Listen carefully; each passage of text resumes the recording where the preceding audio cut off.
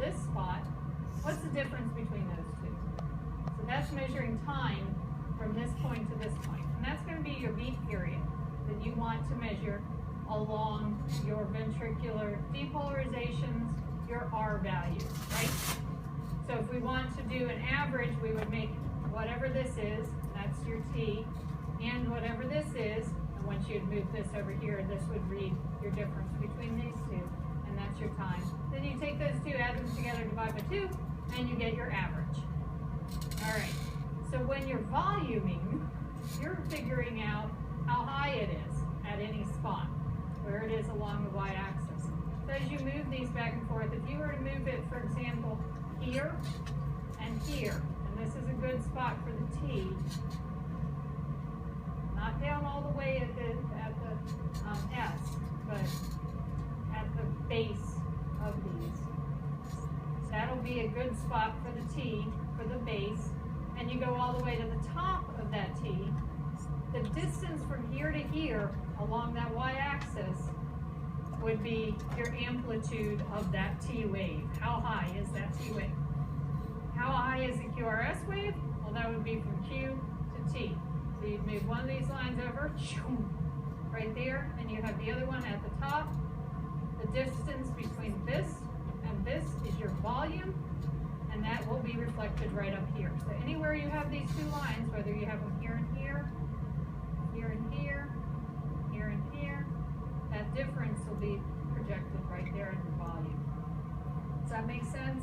So when it's asking you, how do you measure the P wave? At each one of these, first thing I look for as it's reading out, do I have nice R's? Are they coming up really nice, peaky? If they're not, if they're upside down, invert it. See if it looks better the other direction, so you can see what direction is it going in. And those R's are going to be the really nice ventricular depolarizations. There will be a lump, a particular bump before it, and there will be another one after it. That first one will be the P, and that last one will be the T. Then it happens again. You have a big R with a P and a T. A big R with a P and a T.